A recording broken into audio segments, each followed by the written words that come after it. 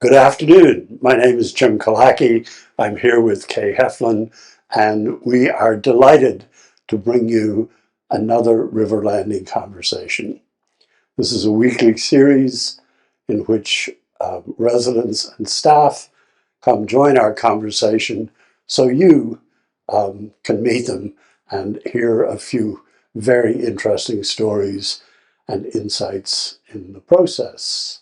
Our guest today is resident Ed Noll, who's been at River Landing for 10 months. 10 months. Most, yeah. And Ed, we're delighted to welcome you. Thank you. Glad that you could join us. And we'll start by asking you, where did you come from? Or where did you, let me try that again. Where were you born and where did you grow up? I was born in Pennsylvania in Berks County. It's in the eastern part of the state. I was born on a farm. Uh, and there was no township there, so on my birth certificate it says Long Swamp Turnpike, which was the road that went in front of the houses. Yes, Wonderful. kind of a wonderful name to have. And the doctor's fees was $5 for me to be born and brought into this world. And I lived there at that farmhouse for only 3 years. And I did speak a little Pennsylvania Dutch. I don't remember today, but that's what my parents told me. Uh-huh. And every morning, and not every morning, but when the mailman would come, my mother would say, "The mailman will be here soon. You better go out by the mailbox." And the reason I went out by the mailbox was he used to give me a piece of candy every time. So that was a super treat to have. We lived, like I said, I only lived there until I was 3, and then after that we moved to Maryland and Prince George's County. And my dad got a job with the government, and he moved down there before the family moved. And so we came after him. We only lived there until I was 12, and then we moved to Virginia, Fairfax County, a town called Annandale, Virginia. And that's where I went to high school. That's where I met my wife. I didn't meet my wife there, but she was in school at the time. I had already been in the Navy, in the Seabees. And the reason I joined the Seabees Reserve, because I wanted to do construction, that I could use it maybe on the outside when I got out of the service. And the Seabees are construction battalions that had 4 companies. And we had training just like the Marines. My first assignment was in Guantanamo, Cuba. And I was there for only about 3 to 4 months. And then we transferred back to Rhode Island, which was our home base. And at the same time, my brother, older than me, was actually in a CB battalion on the West Coast. So I went through the training, and we were taught how to strip weapons, maneuverability, combat strategy, and so on. Then, after that assignment, I went to Roosevelt Roads, Puerto Rico, for about, to back up, in Cuba, we were building houses for enlisted men. And they were all made out of concrete and tile. And the only thing that was wood were the doors on the house because of termites were so prevalent down there. And now back to Puerto Rico, we were building an experimental building for weapons, explosives, and so on. And I learned to finish concrete, and we used to have knee boards we used to, get on.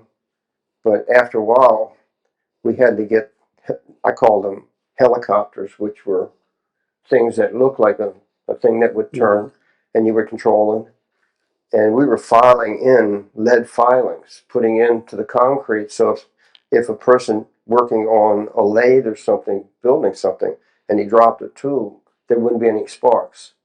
But the thing is, the building was designed for walls if it had an explosion, just to blow out and the ceiling wouldn't come down. And that's where I learned to form concrete with rebar and so on. Then at that time, they were looking for volunteers to go to Roosevelt to Viegas Island to build hard quarters for the Marine Corps. They just had tents, and they're for living, their latrines, churches, and everything else. So we were building hard structures there, which were all wood and screen. And I did that probably for about 6 months. And then they were looking for volunteers to go to Camp David, where the presidents go.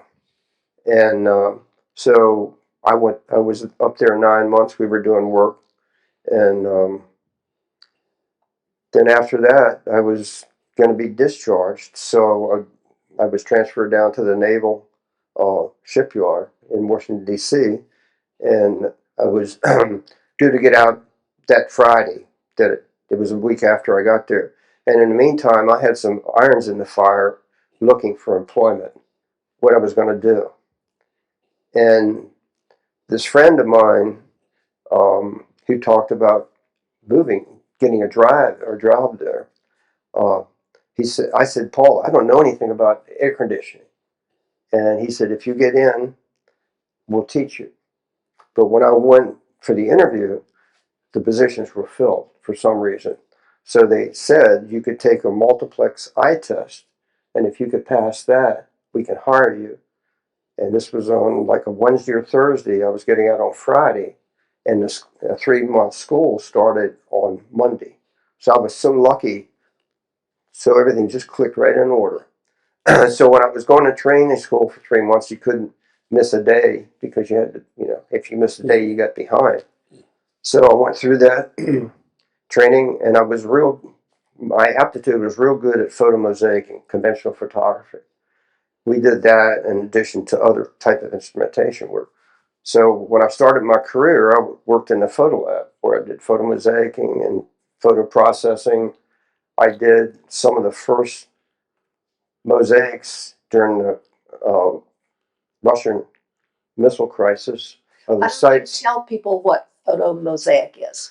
Photomosaic is aerial photography that is flown by conventional aircraft. And they fly in strips, like they'll go down so many miles and turn around, and the strips are being overlapped. The photographs say like this. Okay. So you can tie everything together. There would be like 3 points on each side, and eventually we could rectify them.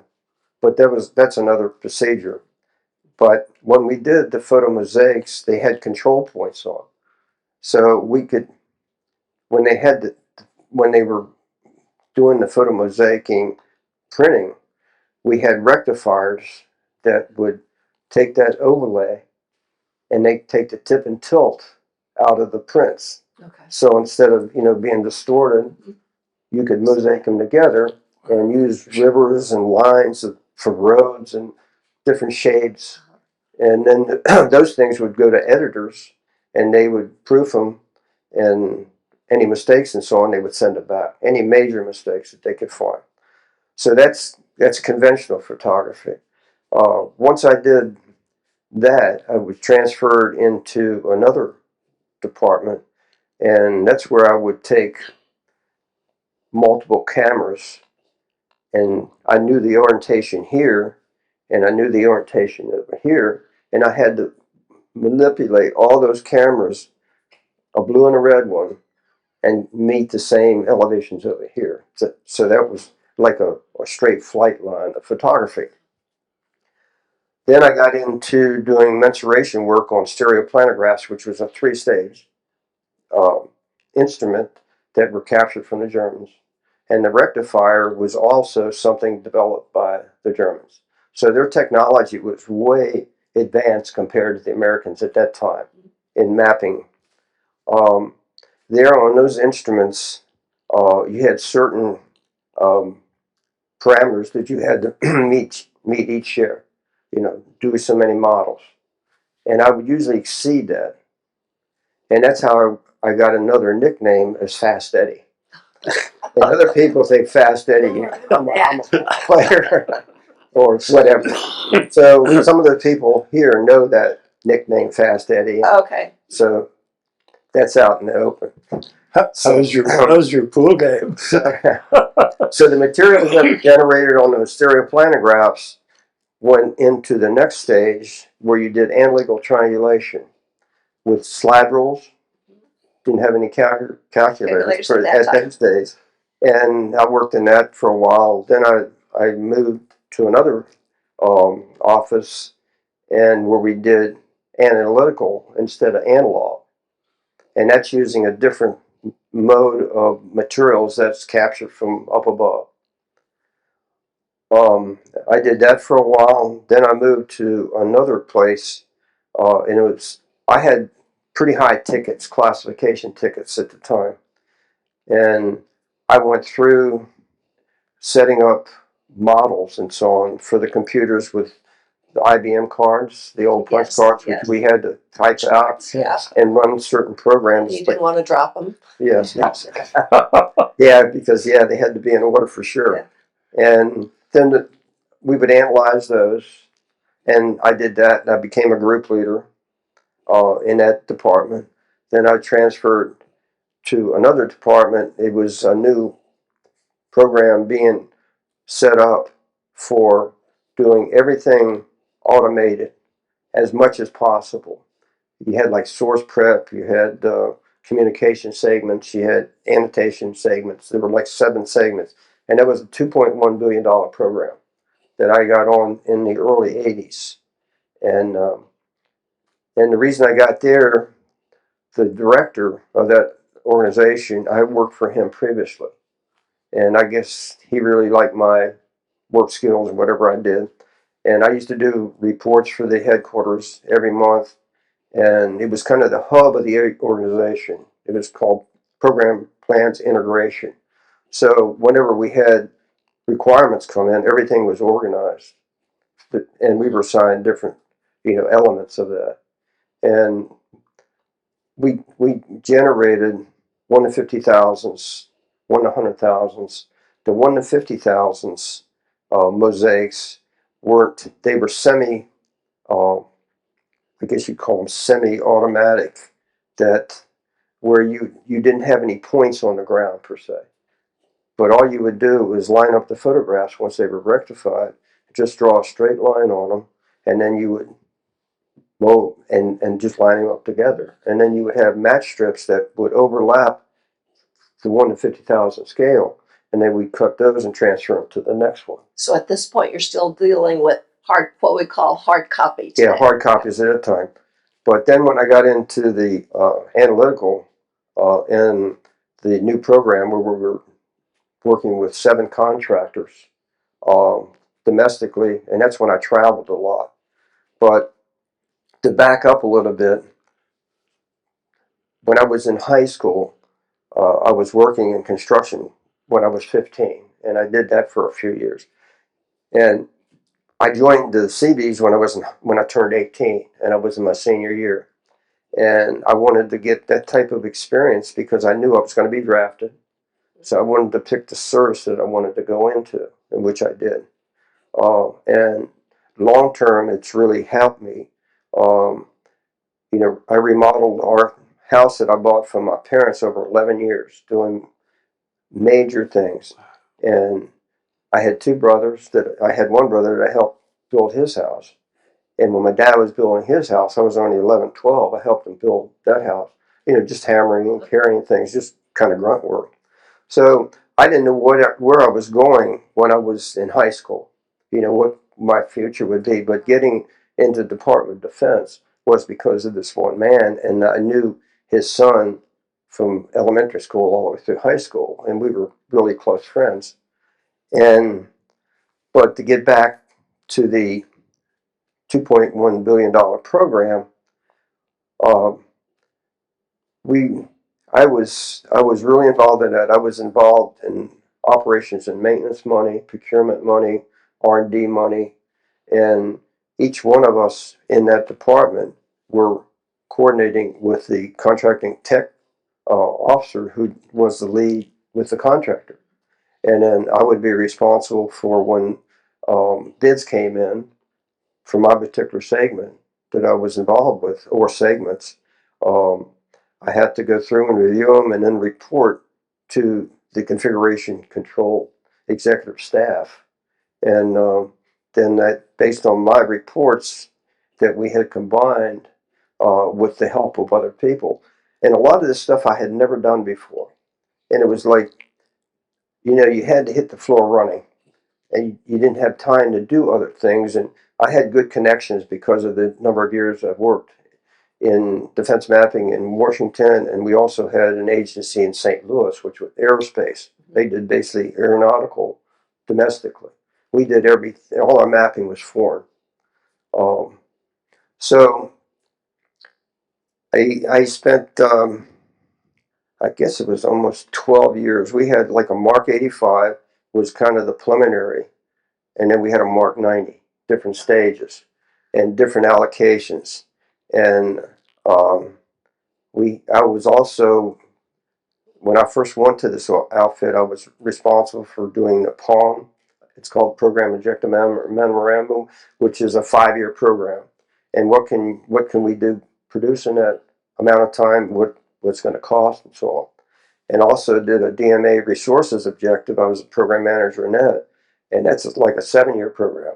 What could you produce if you had unlimited funds? And we do exercises. That's a nice dream. Yes, that's a real good trip.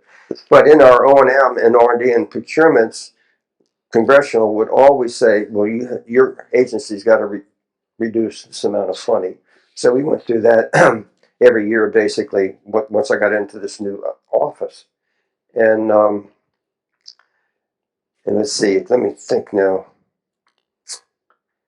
Oh, I was also the configuration management secretary, which I would set up the agenda, and I did that for about a year and a half, 2 years.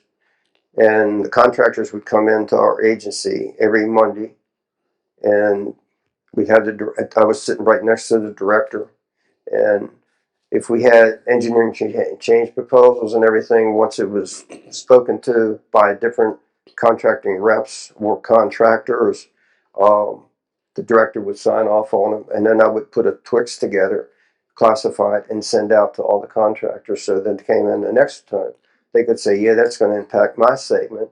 You changed one big aspect that was really forgotten. When all the software was being built, it was also preceded by 19 something XX. Well, when we got to 2000, Oh, yes. you couldn't change. You had to go back. You had to go back and modify all the software that was developed, which cost the government more money. And at that time, when we were developing the software, no one actually thought about that. And why, I don't know. And I wasn't a software guru, so I couldn't really talk to that. So again, that cost the government quite a bit of money. But we always had thresholds, and there was some slack. You can't have a program with a little slack in it, because there could be late deliveries. There's engineering change proposals. Things don't stay steady. They always change. And as you're developing these programs, things come up, and that's when you have to, get together as a group. And that's why the Affordable Care Act, in my mind, failed in the beginning, because they had no central control. This contractor was doing his thing, this contractor, and there was no net for them to work together, like our system was designed to do. And we worked with other agencies too. And today, the agency I work for, there's other agencies that have been combined with us that did the same type of work. And now they're all under one umbrella, because at the time there was a lot of duplication being done by the government that they weren't aware of what Agency A was doing, what B was doing, and there was a lot of duplication. And the contractors just loved that. I mean, they were making money doing one thing. And you hear about this, but I think in our organization, in which I really loved, and I worked there 37 years, and I had 2 years of active military, and I had a year and a half of sick leave. So I had 40 and a half years of service towards my retirement. And The majority of that time, I know you had 2 years, and so the other was civilian work within the Defense Department. 37 years in the Defense Department. Yes, the whole time. And I was very fortunate. This guy's name, his first name was Red Gilliam. He came from St. Louis, and I worked for him when I was in PPI, the Programs Integration. And like I said, he liked my work that I did. So when that new organization started, I was kind of a shoo-in, even though I went for an interview against other people. And the word was, we want Ed. So I still had to do that. And that works behind the scenes all the time, no matter what anybody says. It's who you know. Indeed. And who's there pulling up that ladder. Yes, who's operating the puppet strings. Yes, for sure. So, I can't speak enough for my career. And I just really, really, really enjoyed it. And I'm trying to think back. Once I got out of the service, that's I worked for retail. Then I got into DoD. But in the meantime, I worked as a cashier in fast checkout. That's before you had any unified price codes. Yeah. You had to know the price on everything. Right. And a lot of times they had a little sticker, but with vegetables and fruits, none of that had it. So they would come to the counter and I'd have to weigh that. And I did that for quite a few years. I always had at least one or two part-time jobs in addition to my regular job. My wife was a homemaker with the kids and so on. And what I forgot to say is my wife, just like my first name, Edward, she said, if we have any sons, their middle name is going to be Edward. So our first child was a daughter. Then we had two sons, and their middle name today is Edward. Okay. But working in multiple jobs, most of my career, since my wife was a homemaker, but she wasn't making any money, but she was involved in the church, the schools, scouts, and so on. Doing all the community things. Yeah, it's always the mothers that stay at home that other people figure, well, they don't do nothing. Right.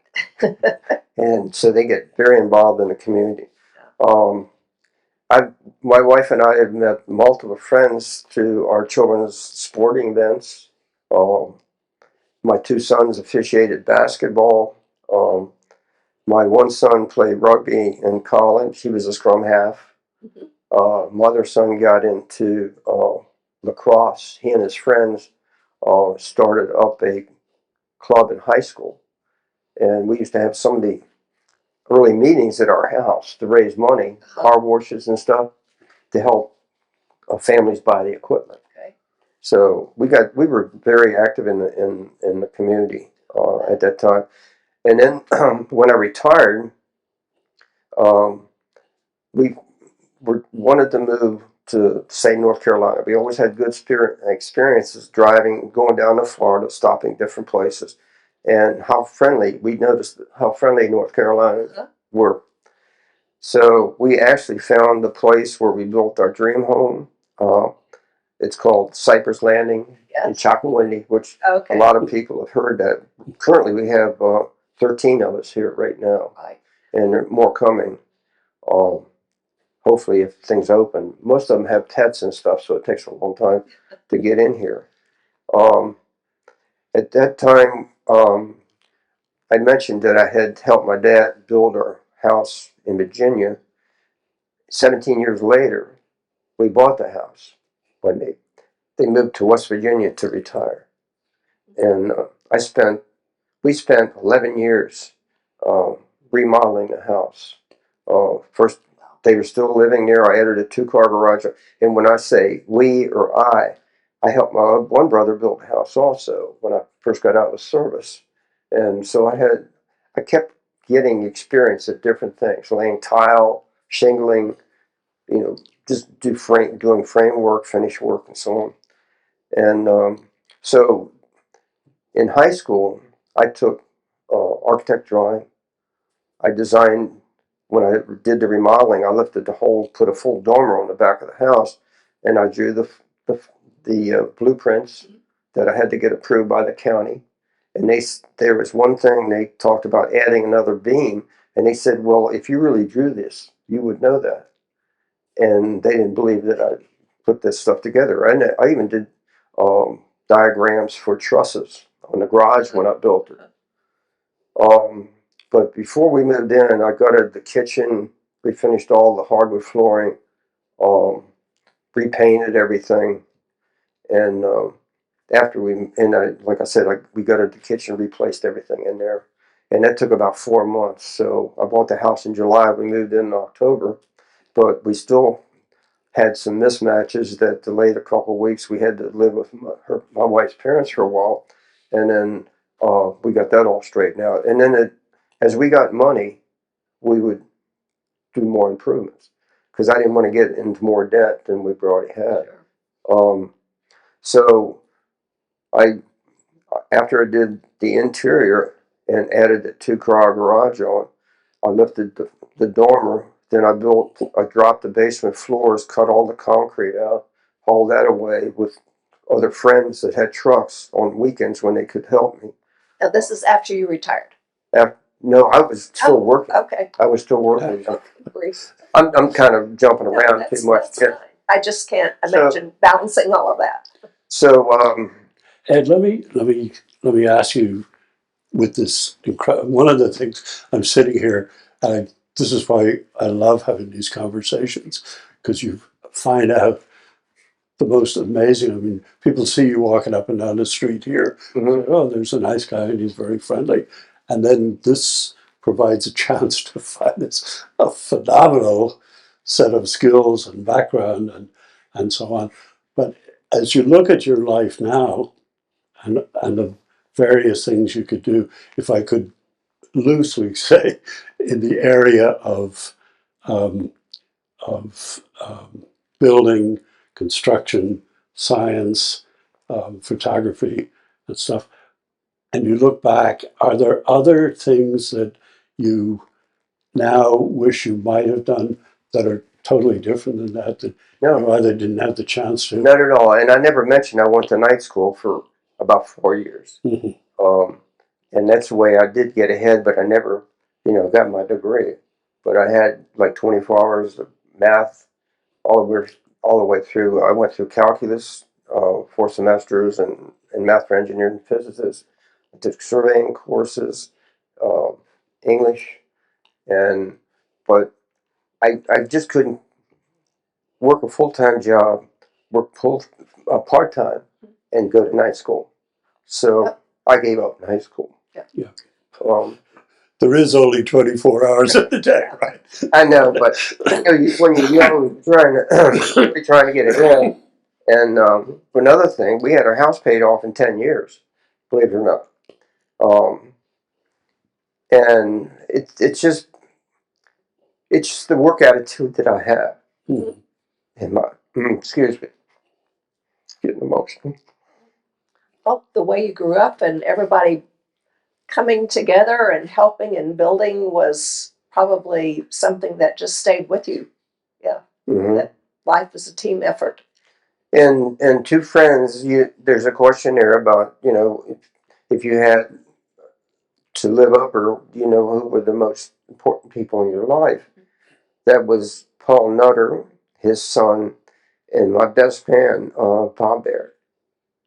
We actually worked together. Uh-huh. We lived in the same complex, and we both got married within a couple months of one another. So we've been real tight with them. Um, Bob worked in a photo lab the same time I did, and he was the one that rectified prints. And we were in the different aspects of moving up the ladder. Then he went his way, and I went my way. Um, but he did well in his career. I did well in promotions in my career too. So with all of that busyness that you had going on while you were working, then you retired. Did you have any problems adjusting to that, or did you find other things to do and fill your time? Well, when we retired, we decided, I was telling you, to move to North Carolina. We bought a piece of property, and we designed our home with a designer in mind. And we had a 4 bedroom, 2 baths, all brick. We had a catwalk, and it was a story and a half. And that was our dream house. You let somebody else build it? Yeah. Oh. But at the same time, I was playing golf 3 times a week. Okay. I was a part-time dock master for 11 years when we moved to the community. And the reason I did that, I figured if I could work 6 to 9 months, I could get enough for 4 more quarters. I already had 36. Okay. So I said, well, now I can get 40 quarters. And I enjoyed the work so much, working with the boaters and just the general public, because when people were looking at our community, they would come to the marina, and then we as dock masters would take them around to that facility with the bay club and everything, explain, what type of community this is. And it's like being an ambassador, like people here are. But doing all that, and I maintained my outside of my house for the 23 and a half years we lived there. 9 months before we moved here, I was still running the roof, blowing off, the leaves and all that stuff, cleaning gutters, painting, and I repainted the inside, and we had 17-foot ceilings, and I ran scaffolding and did sheetrock work, which I learned to do at Camp David. So the skills I learned through the military and as being a carpenter's helper in my career really saved us a ton of money, I bet. And help us get ahead. I bet. Um, So did you learn about river landing through friends at Chocolate? yes, we did. Lou and Phyllis and Cineas, we came to visit them, and they came after Neil and Helen Atkinson. Neil and Helen Atkinson lived 4 doors up from me on the same street. All our streets were named after rivers in the United States or wherever, and our street was called Connecticut, and it was a dead end street. And so when the Encinas moved here, they were here about 2 or 3 years, and then we decided to visit them. But prior to that, my youngest sons and both my other son and daughter, they said, "Dad, you got to stay off that roof." So they came down, and we had a come to Jesus meeting, and my youngest son was sitting right across from me. And he said, "Dad, you got to promise me." And I said, "Dad, I can't do it. I can't do it." And luckily, I never fell off the roof. I went down a few times on ladders and stuff. But I was, like my oldest son calls me, I'm farm strong, doing activities. And now I work out 3 days a week and go to the classes and anything to improve my balance or anything else. Just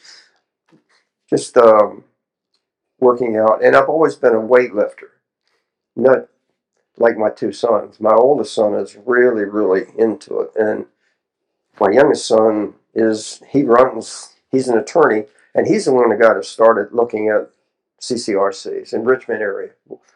Because all our children live in Virginia, and they live in Charlottesville, Richmond, and Fredericksburg. It's kind of like a triangle. Mm-hmm. So my youngest son, who's the lawyer, said, "Dad, why don't you try and get something over here?"